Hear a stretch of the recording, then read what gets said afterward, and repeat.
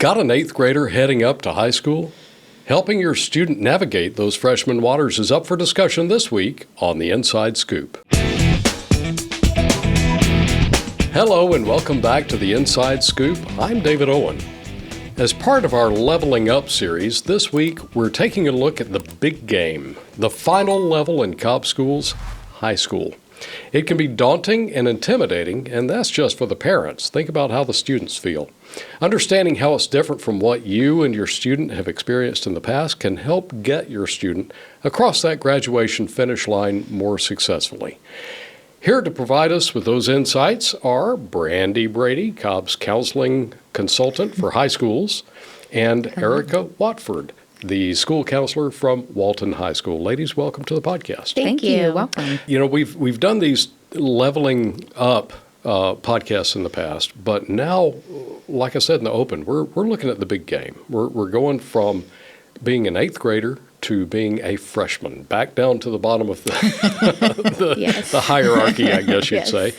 So what are some of the biggest differences in a school experience from 8th grade, middle school, and freshman year in high school? I think it's a significant transition because you're going from, a fairly smaller middle school, and then you go to this giant high school. You may have longer periods in your classes, more people, more things to do. So it's just a matter of figuring out the lay of the land. Yeah, just some of the simple things like where are the classes? What is a specific, J Hall or 400 Hall or whatever? And there is no swimming pool on the roof that only seniors get to enjoy, right? So what would be, I guess one of the things that we talked about in the 5th grade going into middle school podcast was the fact that students are given more autonomy, right? More autonomy means freedom, but it also means responsibility. Yes. So along those lines, what can we expect the students to do in that moving up phase? For example, do they pick their own electives? Yes, they do have the opportunity to pick their own electives. That is done typically the spring before 9th grade at the middle school. Okay. So there are tons of electives that high schools offer, and so they have lots of choices. Middle school counselors help with that, and then high school counselors often visit the middle schools in the spring to help walk the students through and give them a snapshot of what is offered at kind that of bridge school. that gap between the two. Right. Okay. So we are recording this podcast in the springtime. So I'm guessing maybe parents and students need to be on the lookout for notifications of these opportunities coming up. Yes, I think registration is happening right now at most of the high schools, and I'm positive that the middle schools are communicating with parents deadlines and other information. So if parents have questions about this, they are encouraged to reach out to their middle school counselor. Okay. All right. So just keeping those eyes open for the opportunities is huge. What about things like we said electives, but what about core curricula, AP classes, honors classes, things along those lines? How do those get selected for my student? So middle school teachers, they work with the high schools to develop criteria for placement in those higher level, those honors and AP courses, and they will place the students based on that criteria in those classes. All right. So let me throw you a curveball. That's always fun to hear. Love a curveball. Yes. So let's say that I've got a child who I consider to be extremely bright. They've done very well and passed advanced courses, but this year was a hard year for some reason. Maybe they had a tragic event in their family of some sort, or maybe were hospitalized. Maybe they were just sick for a long time. Is there leeway that would allow a parent to say, hey, you need to consider this extra challenge my student had, and this isn't truly reflective of what they can do I'd like them to take something more rigorous. Can you address some of that?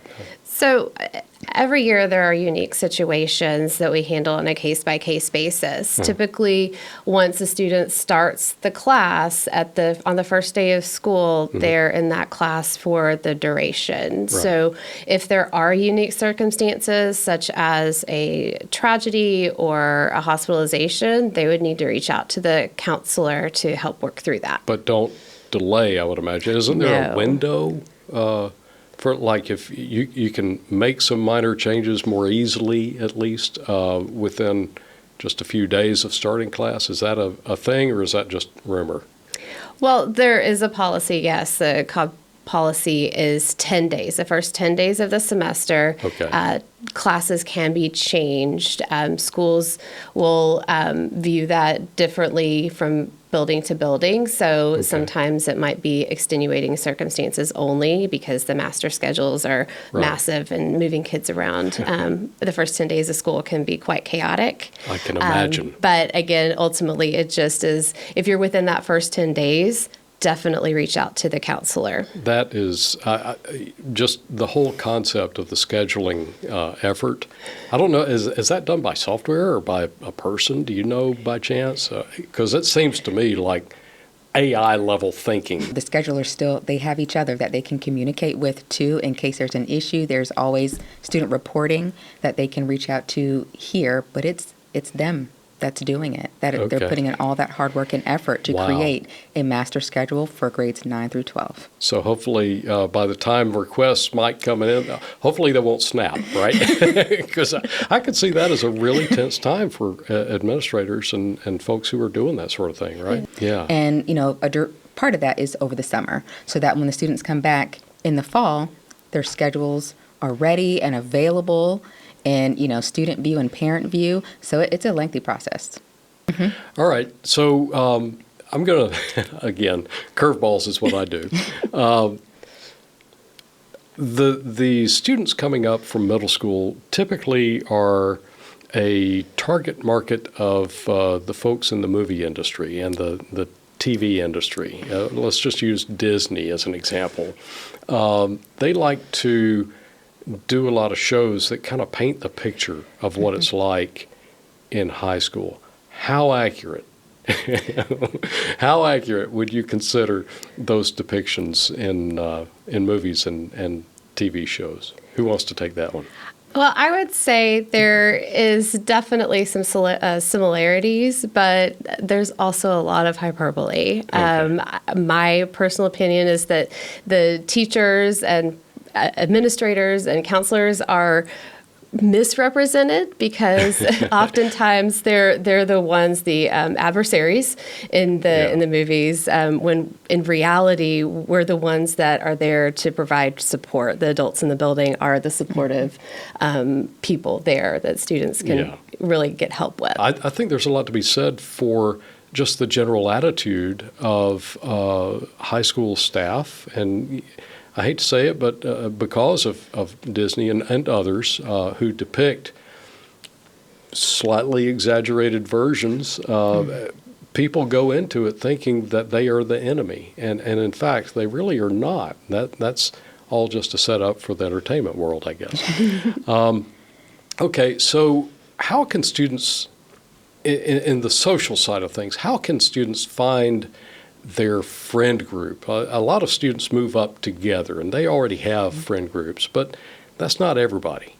Can you make any recommendations for how they can have a socially enjoyable environment by finding friend groups that also maybe support them academically?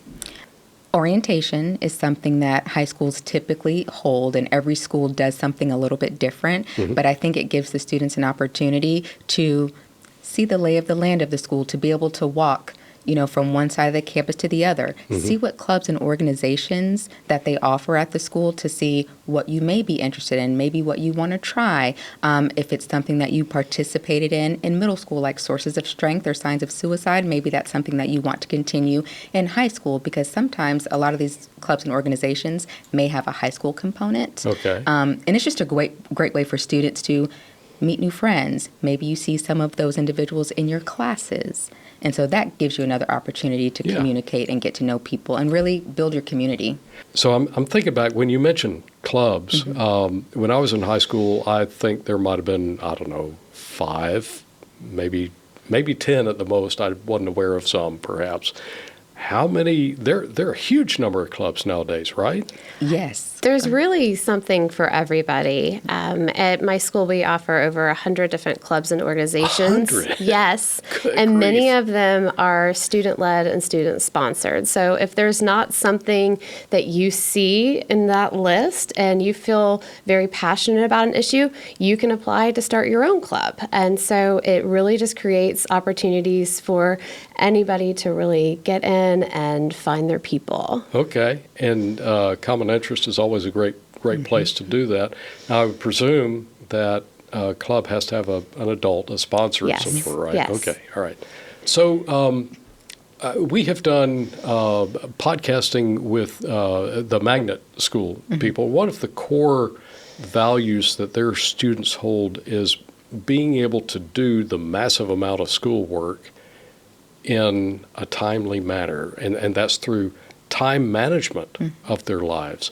How can students get that, I guess, what adults would call a work-play balance in their life? School is work for them, essentially, right? It's their job. But how can they attain that work-life balance in the school life? I think first, making sure that you understand that you're a student first, and making sure that, you're doing what you need to do in each of your classes. And then with the space that you have in between all of your classes, what do you enjoy?